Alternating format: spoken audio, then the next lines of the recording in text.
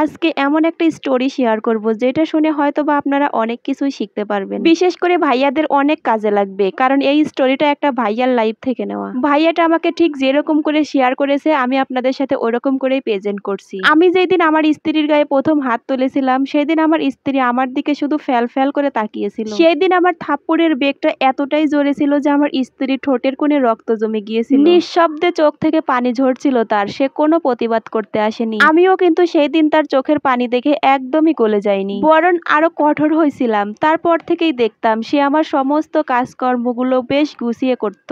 আমার কাজে আর কোনো ঝামেলা ছিল না। সেই দিন থেকে বুঝতে পারলাম নারী জাতিকে পায়ের নিচে রাখতে হয়, মাথায় করে নয়। নারী জাতিকে তো বেশি আদর দেখালে এরা বিগড়ে যায়, তাই তাকে কন্ট্রোলে রাখার জন্য পান থেকে চুন খসলেই তাকে মারতাম। কিন্তু একটা পর্যায়ে যে লক্ষ্য করে দেখলাম আমার স্ত্রী আগের মতো আর চঞ্চল নেই। সে আর আগের মতো মন খুলে কথা বলে না, সে কোনো আবেগও দেখায় না। আমি যা বলি সে বিনা বাক্যে আমার সেই কাজগুলো করে দিত। আমার মাঝে মধ্যে মনে হতো এ যেন আমি একটা রোবটকে নিয়ে সংসার করছি। আমি যে তার সেই হাসি মাখা মুখখানা কবে দেখেছিলাম সেটা আমি ভুলেই গিয়েছি। হঠাৎ করে একদিন মধ্যরাতে আমার ঘুম ভেঙে যায়। ঘুম থেকে উঠেই দেখি আমার স্ত্রী আমার পাশে নেই। আমি মনে করেছিলাম হয়তোবা আমার স্ত্রী ওয়াশরুমে গিয়েছে, কিন্তু না, অনেকক্ষণ অপেক্ষা করার পরেও সে আসে না। এভাবেই বেশ কিছুক্ষণ সময় তার জন্য অপেক্ষা করার পরেও সে ওয়াশরুম থেকে আসলো না। তারপর আমার মনে আর মানতেছিল না। এরপর আমি ওয়াশরুমে উঠে গিয়ে দেখি আমার স্ত্রী ওয়াশরুমেও নেই। এরপর বাহিরের বারান্দায় লক্ষ্য করে দেখি নিভু নিভু আলো জ্বলছে। তখন প্রায় রাত 3টা প্লাস। তখন আমি বারান্দায় প্রবেশ করে দেখি আমার স্ত্রী জায়নামাজ বিছিয়ে নামাজ পড়ছে। হয়তোবা সে তাহাজ্জুদের নামাজ পড়ছে।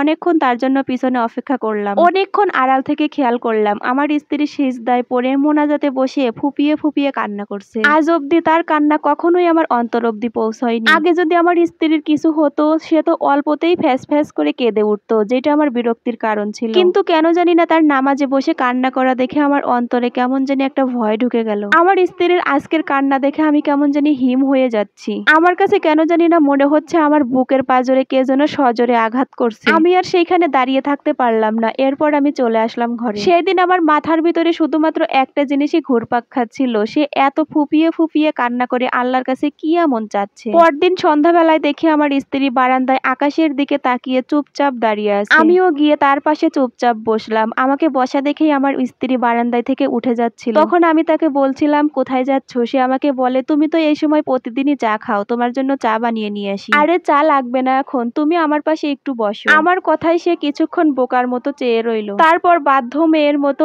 আমার থেকে একটু দূরে সরে বসলো। তখন আমি ওর দিকে তাকিয়ে নরম সুরে বললাম তোমার কি আমার প্রতি কোনো অভিযোগ আছে? আমার এইরকম প্রশ্ন করা দেখে আমার স্ত্রী আমার দিকে অনেকক্ষণ তাকিয়ে রইল। হয়তোবা সে কিছুক্ষণ বোঝার চেষ্টা করছে যে হঠাৎ করে আমি তাকে এইরকম প্রশ্ন কেন করলাম। তখন সে অন্যদিকে তাকিয়ে শক্ত গলায় বলল অভিযোগ?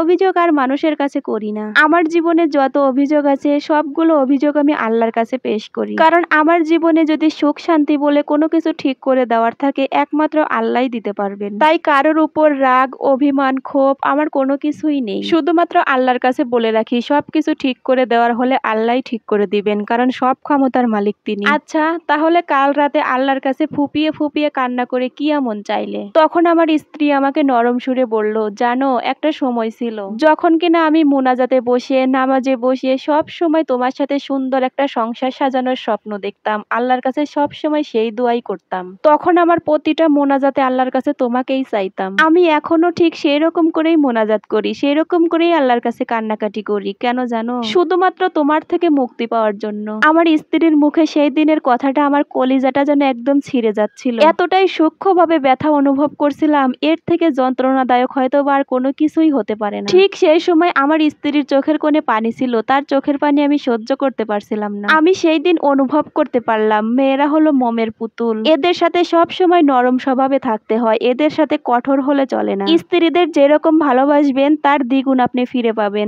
স্ত্রীদের মাথায় তুলে না রাখলেও তাদের প্রাপ্য সম্মানটুকু দিবেন।